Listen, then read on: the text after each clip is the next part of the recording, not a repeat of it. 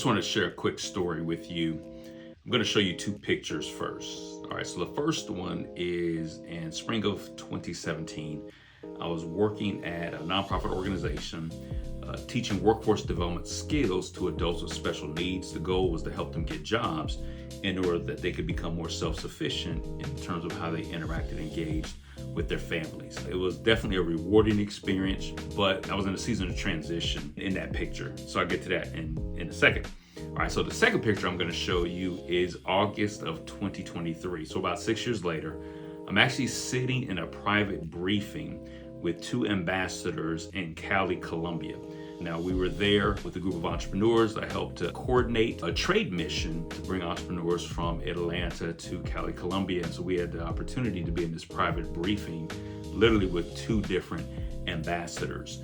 And the reason I bring up these two pictures is because in that first picture, I was in a mostly homeless situation, living with my family of 6 in an extended stay hotel. I was pretty much broke. I mean, so many things in my mind were going wrong in my life. Although I was in a place of purpose and doing purposeful and meaningful work, it seemed like everything else outside of that was literally falling apart. And so I could not have imagined at that time, 6 years later, that I would be in such a high-level meeting as part of a team on such a significant event in terms of the work that we were doing that particular week in Colombia. And to know that both things were connected to my purpose, right? Teaching, coaching, training, developing people in that organization with those incredible and amazing individuals. I felt like I learned more from them than even I gave. To also be on purpose in a meeting like that, where it's the opportunity to invest and engage in an entrepreneurial ecosystem that's going to strengthen entrepreneurs in both places. And so really it's just an encouragement to you to know that sometimes your purpose looks different in different places and in different seasons.